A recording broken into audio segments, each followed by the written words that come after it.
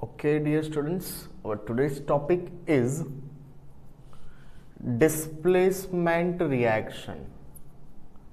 Displacement reaction. Displacement reactions are also known as substitution reactions. क्योंकि यहां पर बेटा बेसिकली क्या होता है, एक एलिमेंट का डिस्प्लेसमेंट दूसरे एलिमेंट से होता है. सो अगर आप डेफिनेशन देखोगे तो डिस्प्लेसमेंट रिएक्शन क्या है? That was the displacement of an element by another element. That is known as displacement reaction, or we can also say that more reactive element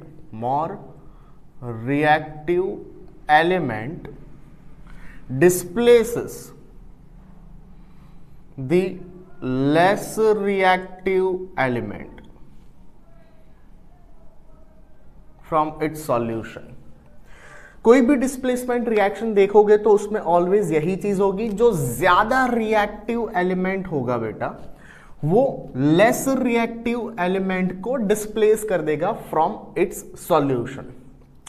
अब ये जो डिस्प्लेसमेंट रिएक्शन होती है वो दो तरह की है. ठीक है, डिस्प्लेसमेंट रिएक्शन का क्लासिफिकेशन हम दो तरीके से कर सकते हैं. First one that is metal displacement and another is non-metal displacement. Metal displacement and non-metal displacement reactions. ठीक है, इसको डिटेल में देखते हैं कि ये मेटल डिस्प्लेसमेंट क्या होता है. What is metal displacement reaction? यहां पर मेटल डिस्प्लेसमेंट में बेटा बेसिकली क्या होता है, जो ज्यादा रिएक्टिव मेटल है, that more reactive metal displaces the less reactive metal from its solution. Solution में से क्या होगा, जो कम रिएक्टिव मेटल है वो ज्यादा रिएक्टिव मेटल से डिस्प्लेस हो जाती है. जैसे कि एक सिंपल एग्जांपल लेते हैं बेटा, if we dip zinc electrode in copper sulphate solution, what will happen. अगर कॉपर सल्फेट एक्वियस सॉल्यूशन के अंदर हम जिंक इलेक्ट्रोड को डीप करेंगे तो क्या होगा. यहां पर एक रिएक्शन होती है कि जिंक मेटल को कॉपर सल्फेट के एक्वियस सॉल्यूशन में डीप करने पर क्या होता है, सॉल्यूशन में जो कॉपर आयंस प्रेजेंट है those are displaced by zinc. इसकी वजह से रिएक्शन में प्रोड्यूस होता है जिंक सल्फेट, और जो कॉपर है कॉपर डिपॉजिट होगा ये इलेक्ट्रोड के ऊपर. ठीक है, तो यहां पर बेसिकली सॉल्यूशन के अंदर रिएक्शन में क्या हुआ बेटा, कॉपर को जिंक ने डिस्प्लेस कर दिया. ठीक है, तो ये एक डिस्प्लेसमेंट रिएक्शन हुआ. उसका रीजन क्या है, that zinc is more reactive than copper. जो जिंक है वो कॉपर से ज्यादा रिएक्टिव है, उसकी वजह से सॉल्यूशन में जो कॉपर प्रेजेंट है उसको जिंक डिस्प्लेस कर देती है. ठीक है, तो आपको यही चीज एक ध्यान में रखनी है, that more reactive element displaces the less reactive element from its solution. अब आपको पता कैसे चलेगा कि कौन सी ज्यादा रिएक्टिव है कौन सी कम रिएक्टिव है, तो उसके लिए आपको एक रिएक्टिविटी सीरीज याद रखनी पड़ेगी. अब ये रिएक्टिविटी सीरीज ये डिफरेंट एलिमेंट्स और मेटल्स की रिएक्टिविटी के अकॉर्डिंग हमने फॉर्म की हुई है. हम पहले मेटल के लिए उसकी रिएक्टिविटी सीरीज देखेंगे. तो मेटल्स के लिए क्या होगा बेटा, मेटल में सबसे ज्यादा रिएक्टिव एलिमेंट है के, पोटेशियम. फिर उसको डिक्रीजिंग ऑर्डर में अरेंज कर रहा हूं. पोटेशियम के बाद sodium, calcium, magnesium, aluminium. Aluminium के बाद आता है बेटा zinc, iron, lead and then hydrogen. ठीक है, this metals potassium, sodium, calcium, magnesium, aluminium, zinc, iron and lead all are more reactive than the hydrogen element। मतलब ये मेटल कैसे है बेटा, ये मेटल सॉल्यूशन में से हाइड्रोजन को भी डिस्प्लेस कर सकते हैं, लेकिन hydrogen is a non metal, तो वो हम बाद में देखते हैं नॉन मेटल डिस्प्लेसमेंट में। बट ये चीज ध्यान में रखना कि हाइड्रोजन से ज्यादा रिएक्टिव मेटल्स कौन सी है, ये सारी। ठीक है, हाइड्रोजन से कम रिएक्टिविटी किसकी होगी, हाइड्रोजन से कम रिएक्टिव मेटल्स में आते हैं copper, mercury, silver, gold, platinum etcetera. ठीक है, यहां पर जो गोल्ड और प्लेटिनम है AuPt, this are the least reactive metals. ठीक है, potassium, sodium are the most reactive metals. ठीक है, अगर आपको ये रिएक्टिविटी सीरीज याद होगी तो यहां पर कोई भी मेटल डिस्प्लेसमेंट रिएक्शन आपको समझ में आएगा। Let's take an example. अगर बेटा हमारे पास सिल्वर नाइट्रेट सॉल्यूशन है AgNO3, उसमें अगर हम कॉपर मेटल को डीप करेंगे तो रिएक्शन होगा कि नहीं, बता सकते हो? तो देखो यहां पर कॉपर और सिल्वर, इनमें से किसकी रिएक्टिविटी ज्यादा है? That copper is more reactive then silver. तो हो क्या सकता है बेटा, कॉपर मेटल जो है वो सिल्वर को सॉल्यूशन में से डिस्प्लेस कर सकता है। ठीक है, तो यहां पर कॉपर मेटल सिल्वर को डिस्प्लेस करेगा फ्रॉम इट्स सॉल्यूशन, जिसकी वजह से प्रोड्यूस होगा कॉपर नाइट्रेट CuNO3 ट्वाइस, और साथ में सिल्वर डिपोजिट होगा। ठीक है, बैलेंस करना है आपको इक्वेशन को।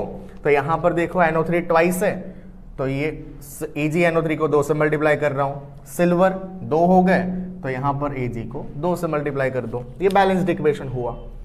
अब इससे अपोजिट रिएक्शन ले लो एक। If we dip silver electrode in copper sulphate aqueous solution, what will happen in that case? Reaction होगा कि नहीं बेटा? तो यहां पर सिल्वर मेटल की जो रिएक्टिविटी है वो कॉपर मेटल से तो कम है, तो ये सिल्वर मेटल सॉल्यूशन में से कॉपर को डिस्प्लेस नहीं कर सकता। That's why this reaction will not occur. यहां पर कोई रिएक्शन नहीं होगा। समझ में आया?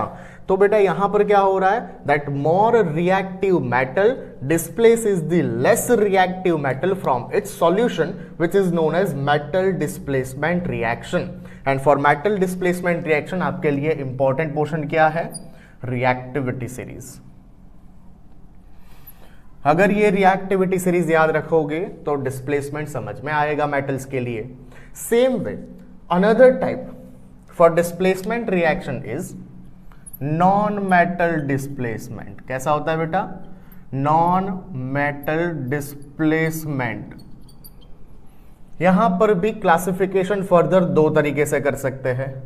एक हो सकता है नॉन मेटल डिस्प्लेसमेंट में displacement of hydrogen, displacement of hydrogen bye metals.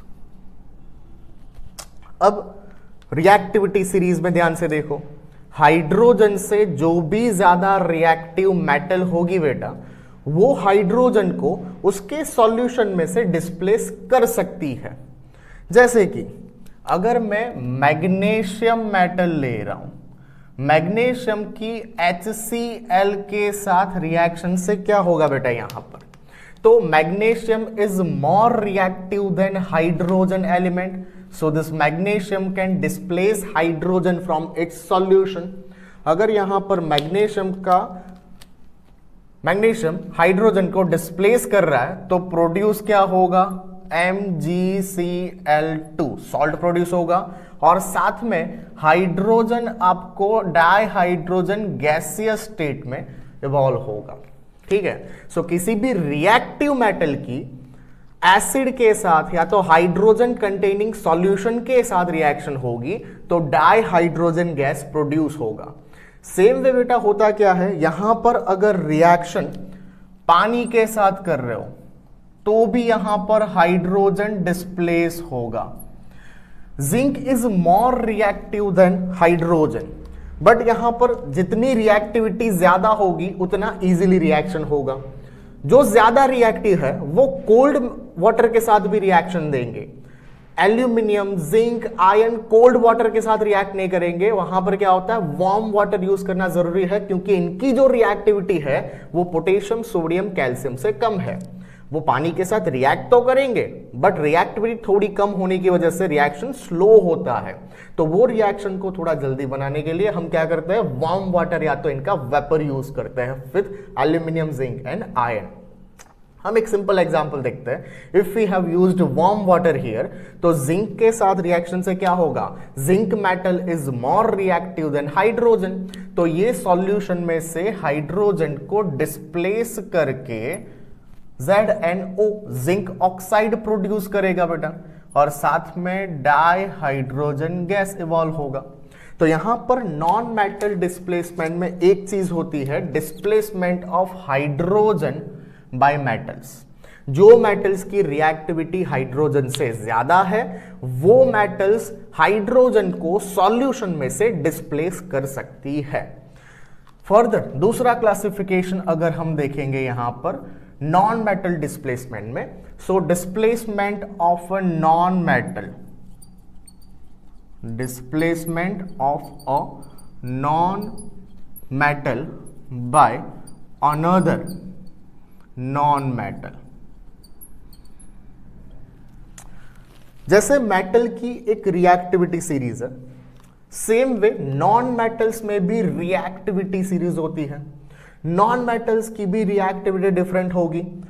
अगर वो रिएक्टिविटी सीरीज देखोगे तो नॉन मेटल में fluorine is the most reactive non metal. Fluorine से ऑक्सीजन की रिएक्टिविटी थोड़ी कम होगी। इसके अकॉर्डिंग फिर क्लोरीन, ब्रोमीन, आयोडीन, ठीक है, नाइट्रोजन बीच में है बट हमें फिलहाल हैलोजन वाले रिएक्शन देखने हैं। तो जो नॉन मेटल्स की रिएक्टिविटी सीरीज है उसमें fluorine, oxygen, chlorine, nitrogen, bromine, ये इनकी रिएक्टिव। नाइट्रोजन वैसे बहुत ही कम रिएक्टिव होता है एट नॉर्मल टेम्परेचर। तो हम जो रिएक्टिविटी सीरीज के अकॉर्डिंग अब नॉन मेटल डिस्प्लेसमेंट देखेंगे, यहां पर भी क्या चीज होगी बेटा, that more reactive non metal displace is the less reactive non metal. क्या होगा बेटा, मोर reactive non-metal displaces the less reactive non-metal from its solution। ठीक है, तो एक सिंपल एग्जांपल लेते हैं। अगर हम फ्लोरीन गैस की रिएक्शन HCl सॉल्यूशन के साथ करते हैं तो यहां पर दो नॉन मेटल दिख रही है, फ्लोरीन और क्लोरीन। हाइड्रोजन की अभी बात नहीं कर रहे। होगा क्या बेटा, fluorine is more reactive than chlorine, so this fluorine can displace chlorine from its solution, जिसकी वजह से प्रोड्यूस होता है HF। ठीक है, और साथ में क्लोरीन गैस इवॉल्व होगा, क्लोरीन गैस इवॉल्व होगा। बैलेंस करना है बेटा, दो फ्लोरीन है तो यहां पर 2HF कर दो, क्लोरीन 2 दिख रहा है तो यहां पर 2HCl कर दो, हाइड्रोजन 2 हो गए। ठीक है, ये हुआ non metal displacement. Let's take another example.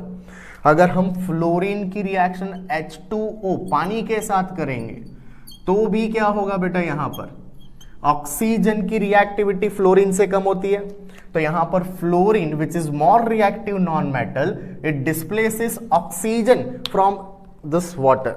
ठीक है, और उसकी वजह से प्रोड्यूस होगा HF। HF के साथ में यहां पर डाई ऑक्सीजन गैस इवॉल्व होगा। बैलेंस करना है, 2HF कर दो। ठीक है, और ये ½ O2 कर रहा हूं, ऑक्सीजन हो गया एक। ठीक है, अगर आपको फ्रैक्शनल में नहीं लिखना तो क्या करेंगे बेटा, यहां पर पूरे रिएक्शन को 2 से मल्टीप्लाई कर देंगे। Try to solve this reaction. अगर मैं ऑक्सीजन की HCl सॉल्यूशन के साथ रिएक्शन कर रहा हूं तो क्या होगा बेटा, pause this and try to solve this equation. Correct, यहां पर oxygen is more reactive than chlorine. So क्या होगा बेटा, ऑक्सीजन ये क्लोरीन को डिस्प्लेस करेगा फ्रॉम इट्स सॉल्यूशन, तो प्रोड्यूस क्या होगा बेटा, H2O, और साथ में रिलीज होगा क्लोरीन गैस। 2 हाइड्रोजन 2 क्लोरीन है और यहां पर 1 ऑक्सीजन है। ठीक है, तो क्या कर रहा हूं, मान लो यहां पर ऑक्सीजन को बैलेंस करने के लिए 2 से मल्टीप्लाई किया मैंने, 4 हाइड्रोजन हो गए बेटा, यहां पर 4 से मल्टीप्लाई कर दूं तो 4 क्लोरीन हो जाएंगे, और ये क्लोरीन 4 है तो 2 से मल्टीप्लाई कर दो। ठीक है, ये आपका बैलेंस्ड इक्वेशन है। तो डिस्प्लेसमेंट के अंदर आपको यही चीज बेटा ध्यान में रखनी है, that is the most important topic and most important point here to remember, that more reactive element वो मेटल होगी या non metal, it displaces the less reactive element from the solution. ठीक है, ओके बच्चा लोग, अगर आपको वीडियोस पसंद आ रहे हैं then like all these videos, share these videos with your friends and click on the bell icon for more updates. Subscribe our video channel Educulum. You can download our application from the Play Store Educulum. You can also follow us on Instagram Educulum and Facebook Educulum Gurukul. Like, share, subscribe and follow us. For more updates and inquiry, you can contact us on the given number. Okay.